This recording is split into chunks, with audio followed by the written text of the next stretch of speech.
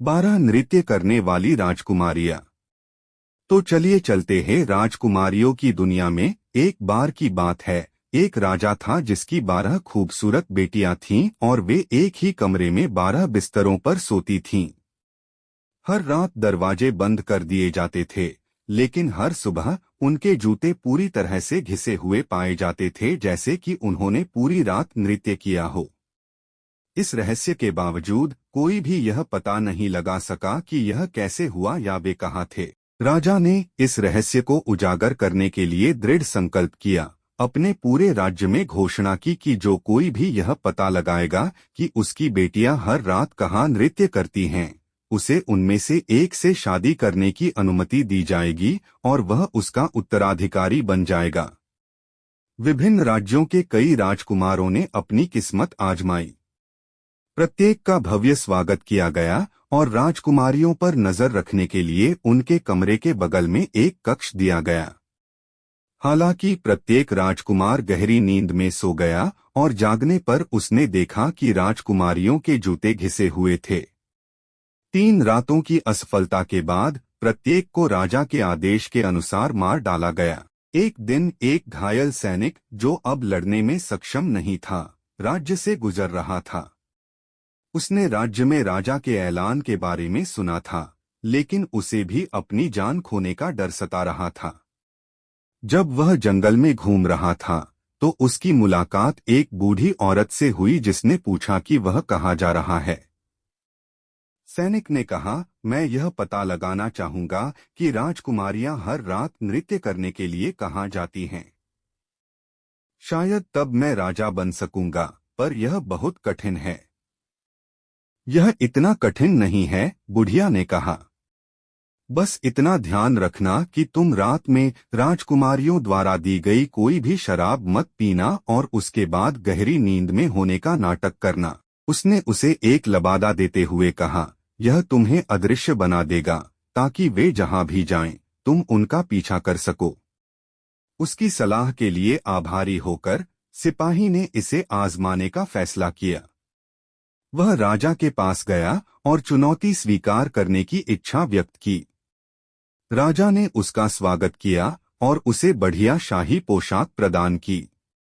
शाम को सैनिक को उसके कक्ष में ले जाया गया, जहां सबसे बड़ी राजकुमारी उसके लिए एक कप शराब लेकर आई। सिपाही ने चुपके से उसे फेंक दिया और जोर जोर से खर्टी लेते हुए गहरी नींद में होने का नाटक करने लगा।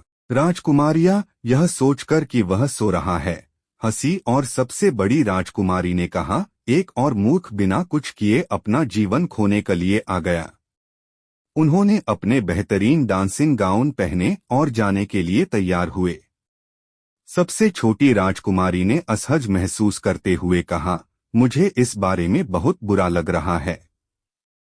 तुम हमेशा डरती रहती हो, सबसे बड़ी राजकुमारी ने उत्तर दिया। अभी तक हमें कुछ नहीं हुआ है। जब वे तैयार हो गए तो उन्होंने सिपाही की जांच की, जो खर्राट लेता रहा, यह विश्वास करते हुए कि वे सुरक्षित हैं। सबसे बड़ी राजकुमारी ने ताली बजाई और उसका बिस्तर फर्श में धंस गया, जिससे एक दरवाजा दिखाई देने लगा। राजकुमारियां दरवाजे से एक के बाद एक नीचे उतरी, जिनमें सबसे बड़ी राजकुमारी अग्रणी थी। मौके का फायदा उठाते सिपाही ने अपना जादुई लबादा पहन लिया। सिपाही, जो अब अदृश्य था, उनका करीब से पीछा कर रहा था। जैसे ही वह नीचे उतरा, उसने गलती से सबसे छोटी राजकुमारी की पोशाक पर पैर रख दिया, जिससे वह चिल्ला पड़ी, कुछ गड़बड़ है। किसी ने मेरी पोशाक पर पैर रखा, उसने चिल्लाकर कहा। मूर्ख मत बनो, सबसे बड़ी राजकुमारी ने कहा। यह सिर्फ एक कील थी। वे तब तक चलते रहे जब तक कि वे चांदी की पत्तियों वाले पेड़ों के जादुई झुरमुट तक नहीं पहुंच गए। सैनिक ने एक शाखा तोड़ दी, जिससे जोरदार आवाज हुई। सबसे छोटी राजकुमारी ने फिर से अपना डर व्यक्त किया, लेकिन सबसे बड़ी राजकुमारी ने उसे आश्वस्त करते हुए कहा कि यह सिर्फ राजकुमार खुशी के लिए चिल्ला रहे थे। इसके बाद वे सुनहरी पत्तियों वाले एक उपवन में और फिर चमचमाते हीरों की पत्तियों वाले एक अन्य उपवन में दाखिल हुए। हर बार सैनिक एक शाखा तोड़ लेता था और हर बार सबसे छोटी राजकुमारी चिंतित हो जाती थी। आखिरकार वे एक झील पर पहुंचे जहां 12 नावें उनका इंतजार कर रही थीं, जिनमें से प्रत्येक में एक सुंदर राजकुमार था। सिपाही ने सबसे छोटी राजकुमारी की नाव में कदम रखा। जैसे ही वे झील पार करने लगे, राजकुमार ने शिकायत की कि नाव भारी लग रही है। यह सिर्फ मौसम की बात है, सबसे छोटी राजकुमारी ने अपनी चिंता छुपाने की कोशिश करते हुए कहा। झील के दूसरी ओर एक भव्य रोशनी वाला महल था, जहां संगीत की ध्वनि से वातावरण गूंज रहा था। उन्होंने प्रवेश किया और खुशी से नृत्य किया। अदृश्य सैनिक भी उनके साथ शामिल हो गया। जब भी कोई राजकुमारी शराब का प्याला उठाती तो सैनिक उसे पी लेता और प्याला खाली छोड़ देता, जिससे सबसे छोटी राजकुमारी और अधिक डर जाती। उन्होंने तब तक नृत्य किया जब तक उनके जूते खराब नहीं हो गए और फिर झील पर लौट आए। इस बार सिपाही सबसे बड़ी राजकुमारी की नाव में सवार हुआ। दूसरे किनारे पर वापस आकर उन्होंने अलविदा कहा और सीढ़ियां चढ़ गए। सिपाही आगे भागा, अपने बिस्तर पर लेट गया और सोने का नाटक करने लगा। राजकुमारियां थकी हुई और यह विश्वास करते हुए कि वे सुरक्षित हैं, बिस्तर पर चली गईं।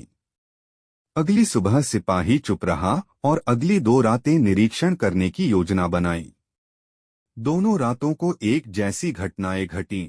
सिपाही ने और शाखाएं इकट्ठी की और तीसरी रात सबूत के तौर पर एक सोने का प्याला लिया।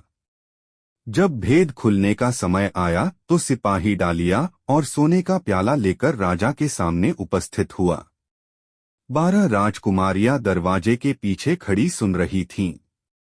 राजा ने पूछा कि उसकी बेटियां हर रात कहाँ जाती हैं। सैनिक ने समझाया, वे एक भूमिगत महल में 12 राजकुमारों के साथ नृत्य करती हैं, और सबूत के तौर पर राजा को शाखाएं और कप दिखाया। राजा ने अपनी बेटियों को बुलाया, जिन्होंने यह देखकर कि उनका भेद खुल गया, सब कुछ कबूल कर लिया। राजा ने सैनिक से पूछा कि वह किस राजकुमारी से विवाह करना चाहेगा। सिपाही ने उम्र में बड़ा होने के कारण सबसे बड़ी राजकुमारी को चुना। उसी दिन उनकी शादी हो गई और सैनिक को राजा का उत्तराधिकारी बना दिया गया। राजकुमारियों के रात के नृत्य का रहस्य सुलझ गया और राज्य ने जादू के अंत पर खुशी मनाई। सैनिक, जो अब एक राजा था, ने बुद्धिमानी और न्यायपूर्वक शासन किया, और वह और सबसे बड़ी राजकुमारी हमेशा खुशी से रहे। जादुई उपवन और भूमिगत महल एक गुप्त स्थान बने रहे जो केवल उन्हें ही ज्ञात था। दोस्तों, आपको यह वीडियो कैसी लगी हमें कमेंट में जरूर बताना और अधिक जानकारी लेने के लिए चैनल को सब्सक्राइब करें।